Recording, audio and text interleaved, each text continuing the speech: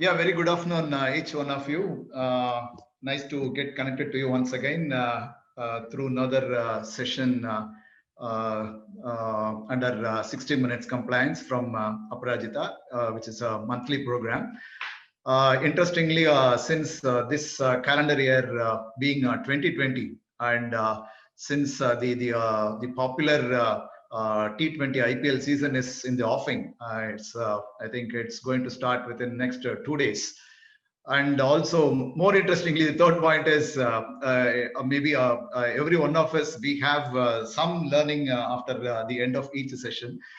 Maybe in this, maybe 6 months of my association with you, in fact, I learned that the queries seem to be the hallmark of this session.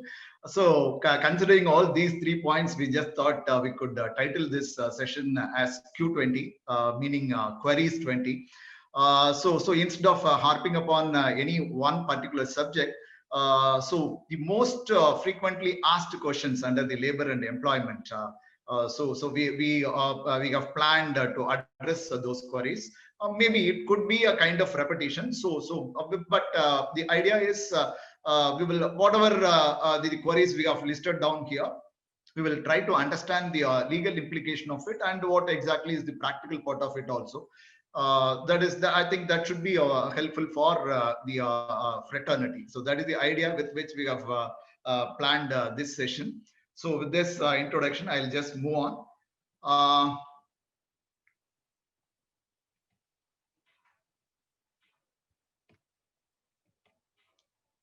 Yeah. So Q1 is the first query. It is more about workmen, managers, and contract labor.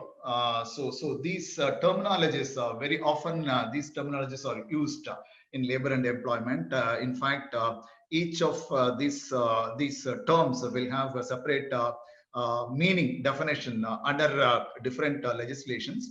But broadly, we thought it would be better because this seems to be the fundamental. So, who is a workman? Who is a manager? Who is a contract labor? Right? I think contract labor is slightly in a different footing because when we say workman or manager, they are all direct employees of the principal employer, whereas contract labor is slightly different because there will be another party in between the employer and the contract worker called the contractor. So there will be three parties there. But let us understand exactly what these terms mean for the purposes of labor and employment.